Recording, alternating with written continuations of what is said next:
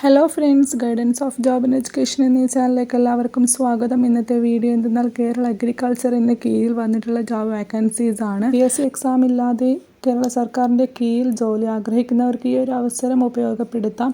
ജോബിൻ്റെ ഡീറ്റെയിലേക്ക് പോകുന്നതിന് മുമ്പ് ഈ ചാനൽ നിങ്ങൾ ആദ്യമായി കാണുന്നതെങ്കിൽ ചാനൽ ഒന്ന് സബ്സ്ക്രൈബ് ചെയ്യാനും ലൈക്ക് ചെയ്യാനും ഷെയർ ചെയ്യാനും കമൻറ്റ് ചെയ്യാനും മറക്കരുത്. എന്നാൽ നമുക്ക് ജോബിൻ്റെ ഡീറ്റെയിലേക്ക് പോകാം.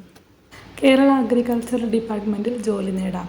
Kerala field officer recruitment 2025. Kerala കാലാവസ്ഥ പ്രതിരോധ കാർഷിക മൂല്യശൃംഖല നവീകരണ പദ്ധതി കേരളയിൽ ഫീൽഡ് ഓഫീസർ തസ്തികയിലേക്ക് റിക്രൂട്ട്മെൻറ്റ് നടക്കുന്നു. ആകെ 46 ഒഴിവുകളാണുള്ളത്. കേരളത്തിലെ വിവിധ ജില്ലയിലായി നിയമനങ്ങൾ നടത്തും. താല്പര്യമുള്ളവർ മാർച്ച് 29 മുമ്പായി അപേക്ഷ നൽകുക. ഇതിയുടെ പോസ്റ്റും ഒഴിവുകളും നമുക്ക് നോക്കാം. കേരള കാലാവസ്ഥ പ്രതിരോധ കാർഷിക മൂല്യശൃംഖല നവീകരണ പദ്ധതിയിൽ ഫീൽഡ് ഓഫീസർ നിയമനം. ആകെ വേക്കൻസി ഉള്ളത് 46 ആണ്. ഇത് കരാർ അടിസ്ഥാനത്തിലാണ്. താൽക്കാലിക ഒഴിവാണ്. ഇത് പെർമനൻ്റ് റിക്രൂട്ട്മെൻറ്റ് അല്ല. എല്ലാ ജില്ലയിലും ഒഴിവുണ്ട്.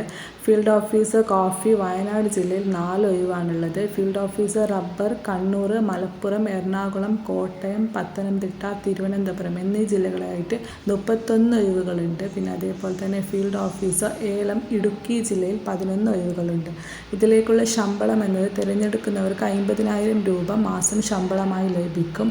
ഇതിലേക്ക് വേണ്ട ക്വാളിഫിക്കേഷൻ എന്നത് കോഫി ഫീൽഡ് ഓഫീസർ എന്ന തസ്തികയിലേക്ക് BSc അഗ്രികൾച്ചർ അല്ലെങ്കിൽ MSc ബോട്ടണി യോഗ്യത വേണം. അതേപോലെ തന്നെ അടുത്തുള്ള ഉദ്യോഗാർത്ഥികൾക്ക് മുൻഗണനയുണ്ട്. പിന്നെ അതേപോലെ തന്നെ റബ്ബർ ഫീൽഡ് ഓഫീസർക്ക് BSc അഗ്രികൾച്ചർ അല്ലെങ്കിൽ PGDRP അല്ലെങ്കിൽ MSc ബോട്ടണി ഉള്ളവരെ പരിഗണിക്കും.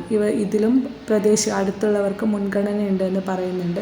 പിന്നെ അതേപോലെ തന്നെ ഏലം ഫീൽഡ് ഓഫീസറിൽ BSc അഗ്രികൾച്ചർ അല്ലെങ്കിൽ MSc ബോട്ടണി യോഗ്യത വേണം. ഇതിലും അടുത്തുള്ളവർക്ക് മുൻഗണന ഉണ്ടാകും. ഇതെങ്ങനെ തിരഞ്ഞെടുക്കും, റിക്രൂട്ട്മെൻറ്റ് എങ്ങനെ നടക്കുന്നത് നോക്കാം. അപേക്ഷകരിൽ നിന്ന് യോഗ്യരായവരെ ഷോർട്ട് ലിസ്റ്റ് ചെയ്യും. തുടർന്ന് എഴുത്ത് പരീക്ഷ ഉണ്ടാകും. ആ എഴുത്ത് പരീക്ഷയിൽ വിജയിച്ചവരെ ഇൻ്റർവ്യൂവിന് വിളിക്കും. അതിനുശേഷം ഇൻ്റർവ്യൂയിലൂടെയാണ് സെലക്ട് ചെയ്യുന്നത്.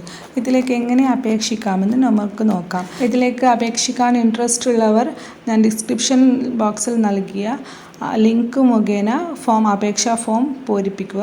ശേഷം പാസ്പോർട്ട് സൈസ് ഫോട്ടോ ഒട്ടിച്ച് അതിനോടൊപ്പം വിദ്യാഭ്യാസ യോഗ്യത, അതേപോലെ തന്നെ ഏജ് തെളിയിക്കുന്ന സർട്ടിഫിക്കറ്റ്, അതേപോലെ തന്നെ ID പ്രൂഫ് എന്നിവ സ്കാൻ ചെയ്തതിന് ശേഷം PDF രൂപത്തിലാക്കിയിട്ട് താഴെ നൽകിയിട്ടുള്ള ആ ഒരു ഇമെയിൽ ID സെൻഡ് ചെയ്യുക.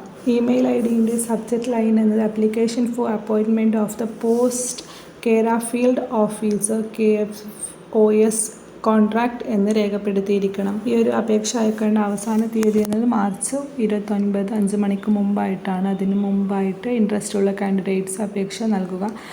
ഈ ഒരു ജോബ് നിങ്ങൾക്ക് ഉപകാരപ്പെടുന്നെന്ന് തോന്നുന്നെങ്കിൽ ജസ്റ്റ് ഒന്ന് അപ്ലൈ ചെയ്ത് നോക്കുക. അല്ലെങ്കിൽ ഈ സെയിം ക്വാളിഫിക്കേഷൻ ഉള്ളവർക്ക് ഈ വീഡിയോ ഒന്ന് സെൻഡ് ചെയ്ത് കൊടുക്കുക. താങ്ക്